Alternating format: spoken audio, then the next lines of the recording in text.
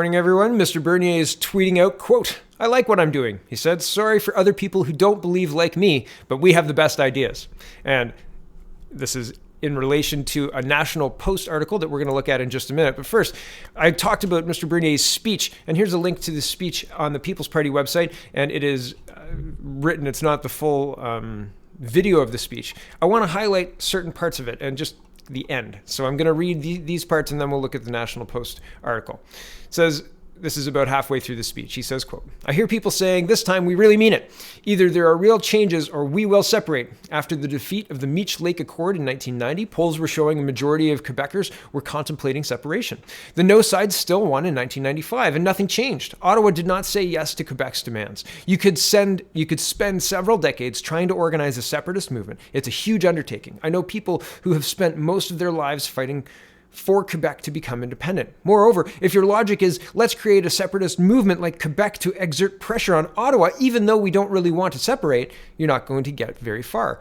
The threat has to be credible to work. A large minority of Quebecers don't feel Canadian at all. Jacques Parizeau really wanted to create a new country, not to reform Canada. But I have the impression that there are very few Westerners who don't feel Canadian and who really want to separate. The first choice is always to fix Canada. Such a weak threat will probably not increase the bargaining power of the West against Ottawa. And if separatism failed to achieve much that was beneficial in Quebec despite a more credible threat, imagine what it will accomplish here. What it will create for sure is a lot of division and resentment among Westerners. You will likely find yourselves in a very negative political dynamic, one based on failed attempts to blackmail Ottawa, internal divisions, and resentment against the rest of the country, just like in Quebec. I scroll down a little bit. Alberta could also have a specific agreement on shared jurisdictions with Ottawa, like manpower training and selection of immigrants like Quebec. The panel appointed by Premier Kenney will look at these proposals. The reason only Quebec got these special arrangements is not because of separatist blackmail, it's because other provinces were not interested and never asked for it. Quebec always defended its provincial autonomy. You can do the same. But this won't bring new pipelines or a reform of the equalization program. It won't stop federal government from intruding even more in healthcare, education, and other provincial jurisdictions. It won't bring about a streamlined federal government that spends less, doesn't increase our national debt, and focuses on national problems. These changes need to be made at the federal level. I scroll down. I'm proud of having been a minister in this government and of what we achieved, but let's be frank, the Harper government increased equalization payments. It increased transfer payments for healthcare. It continued to subsidize and bail out businesses. It did not curtail the size of government in any meaningful way. It was a good manager of big government. What we need to solve our unity problems and make our federation work better is a good manager of a smaller, much less intrusive and interventionist government, one that respects our Constitution. That's why we are here discussing this today. The Reform Party experiment failed. Nothing significant has changed. The relentless march of big government has resumed with Justin Trudeau, and we are faced with the same political challenges to fix Canada. 3 options. So what are your options now here in Western Canada? First is the Wexit option. I've explained why I believe that is not the right one. Westerners should avoid repeating the mistakes the Quebecers made. There is the option of the centrist, pragmatic, conservative party under Andrew Scheer or another leader with even weaker principles. Westerners massively supported this party last month. It got them nowhere.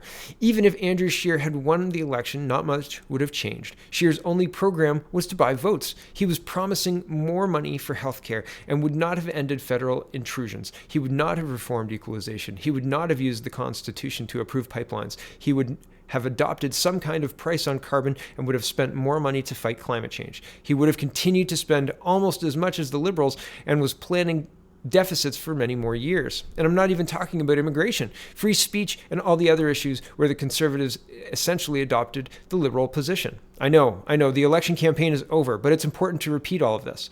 And now that the Conservatives have lost, what do you hear? Calls from all sides for the party to become even more centrist and pragmatic, to reconcile itself with endless deficits, to become more politically correct, to have more ambitious climate change plan, to have a more developed healthcare solution and social vision, which simply means to spend more and intervene more in provincial jurisdictions. Many of you in this room voted for the Conservatives. I'm sorry to have to break this news to you, but if the Conservative Party takes this ultra-centrist route, as is very likely, you're screwed. Even if they get elected next time, they won't have any mandate for change. They will be hostage to all the interest groups who support they will have bought with promises. Think dairy cartel.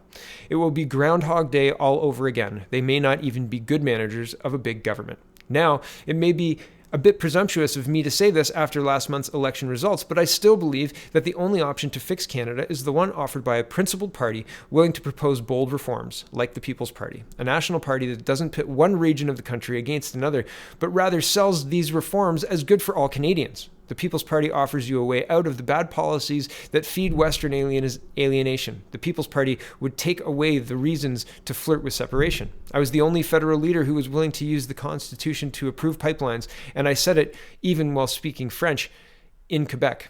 The only federal leader who rejected the Paris Accord and will not impose any new tax or regulation. The only federal leader who would make equalization less generous and make it fair for every province. The only federal leader who will strongly promote provincial autonomy and respect provincial jurisdictions.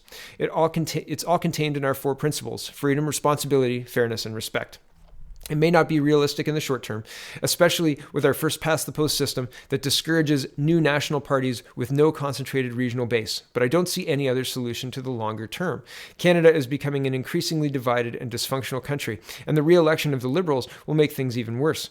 The left has been pushing its radical ideas for decades, and guess what? What sounded radical decades ago is now the new orthodoxy. They keep pushing for more. They never back down. They're always on the offensive. They adopt new programs that become untouchable. They promise the moon to everyone and pay for it with borrowed money. And then getting rid of these programs and deficits becomes unthinkable. Instead of fighting this trend and offering a principled alternative, conservatives move even more to the left. We must stop compromising. We must keep defending our ideas, even if it means we're not mainstream enough in today's political culture to form a government. Our first aim should be to become an transient minority that's big enough to force everyone to debate its proposals, and then big enough to pull the political center of gravity to our side, like the Reform Party did, and continue to do so without diluting our ideas and short-term electoral gains, as the Reform Party did when it finally merged with the Progressive Conservatives. Or else, another generation will still be discussing the same problems another 25 years from now. That's the political challenge we have to fix. Canada, the choice is ours. So I found that interesting. I found it a good speech, and I thought that it was, they did, I said in the news the other day, they kind of cherry pick things. But I thought the speech was well done, and I thought it was well delivered. I read it as I was busy, and I don't like Facebook. Fundamentally, I really just don't like Facebook. So here's the National Post article I was talking about, and I'm gonna post a link to the actual speech, though, if you want to watch the whole thing. I think that's important. Okay, here's the National Post article. Maxime Bernier has one election regret, but says he's definitely running again. I thought this was important as well. Maxime Bernier says he's not going anywhere. After losing his seat in Parliament, after leaving the Federal Conservatives to create and lead the People's Party of Canada, and with his party failing to win any seats, garnering less than 2% of the popular vote in last month's election, Bernier is undaunted. He told the National Post he's sticking around as leader, and he intends for his party to stick around, and he intends to compete again in the next election. He may even run before then if there's a by-election in the coming years. I like what I'm doing, he said. Sorry for other people who don't believe like me, but we have the best ideas. Speaking to the Post after delivering the keynote speech to a Red Deer conference on Western alienation, Bernier said he remains unfazed by negative attacks from other parties that accuse him of being bigoted and in denial about climate change, which dogged him and his fellow candidates during the campaign. He says he's not changing. We have the best ideas, we just have to push for it, Bernier said. Maybe we need to change our messaging, but I'm in politics for these ideas, so I won't change, said Bernier. The way to explain that to the population, maybe we can have a discussion, but not about the policies.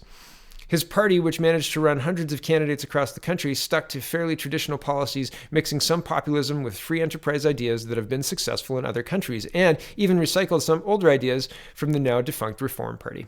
Quote, I'm staying conservative. They, the Conservative Party, went far to the left, Bernier said. The Conservative Party of Canada is a centrist party, so I quit because I wanted to stay conservative. Bernier has pledged as part of his platform to reduce immigration levels from 300,000 to 250,000. Promises, and that number's wrong. It's 150 that is the number. But anyway, he promises to end the agricultural supply management, which creates higher prices, to withdraw from the Paris Climate Change Agreement, and to end the government's official promotion of multiculturalism.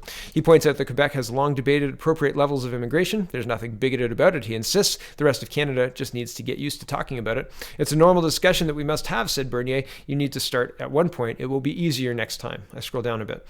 As for gaining just 1.6% of the popular vote, Bernier argues that it took the Green Party several elections to get the same level of support. We did that in 1 year, he said. In his speech on Saturday, Bernier has argued that the main reason behind the West's growing alienation is that the federal government had grown too large and had meddled in provincial jurisdictions while favoring other provinces over Alberta. The answer, he said, was the kind of smaller government his party stood for. And finally, it says, for now, Bernier has taken a post-election vacation, and he's working on talking to his former candidates to get their feedback on the campaign. He said work begins in January on the party's strategy for the next few years, including beginning his campaign for the next election. All right. So I think that all of that is it's good to be aware of.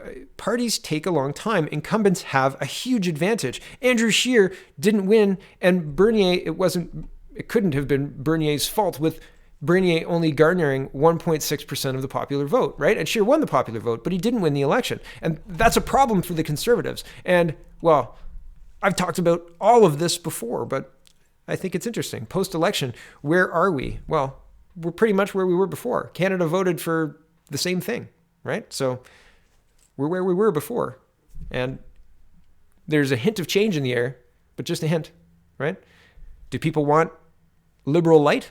Seems so currently, but is that going to last for the next 30 years? Who knows? I'm glad that Bernier is still in this, but I'm a little biased. So thanks for watching, everybody. It's my show. So thank you, Mr. Bernier, for continuing the fight. I appreciate it. Thanks for watching, everybody, and, well, have a wonderful, wonderful